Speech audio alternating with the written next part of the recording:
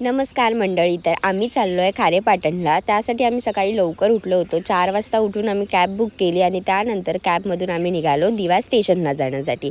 मग दिव्याला पोहोचल्यानंतर आम्ही तिकडे मस्त गरमागरम चहा प्यायलो आणि हा डोसासुद्धा खाल्ला. नाश्ता पाणी झाल्याच्या नंतर आम्ही निघालो प्लॅटफॉर्मवरती आधीच आमची ट्रेन लागलेली होती. मग व्हिडिओ फोटो काढून झाल्याच्या नंतर आम्ही आमचा डबा शोधला आणि मग डब्यामध्ये जाऊन बसलो. त्यानंतर मस्त आम्ही उनो खेळलो, लुडो खेळलो. अशी मजा करत करत फायनली आम्ही गावाच्या जवळ यायला लागलो. तसं निसर्गरम्य वातावरण दिसायला सुरुवात झालं.